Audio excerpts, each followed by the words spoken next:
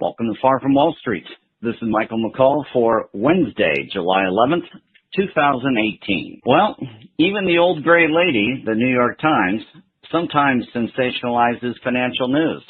At a time when facts are under assault, the New York Times must be held to account for incorrectly asserting that the yield curve is, quote, perilously close to predicting a recession.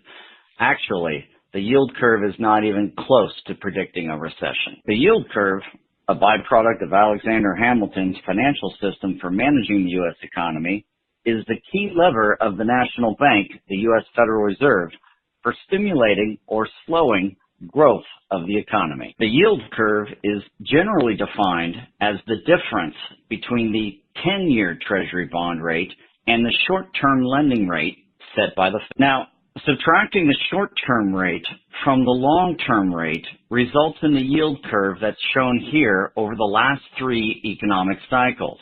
Before every recession in modern U.S. history, the Fed inverted the yield curve by raising the short-term lending rate it extends to banks higher than the 10-year Treasury bond rate. Judge the yield curve's recent performance for yourself. Does it look like it is perilously close to predicting a recession, as reported in the New York Times?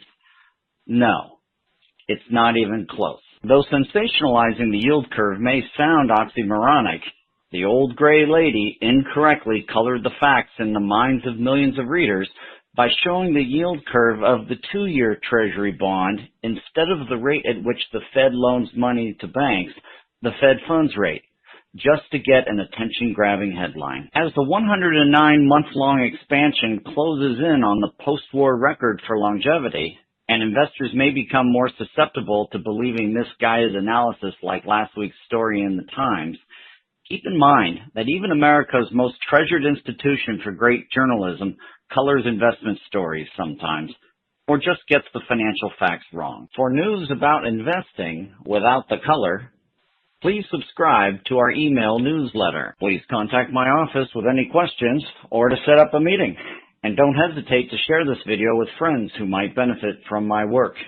Remember, it's great to be far from Wall Street.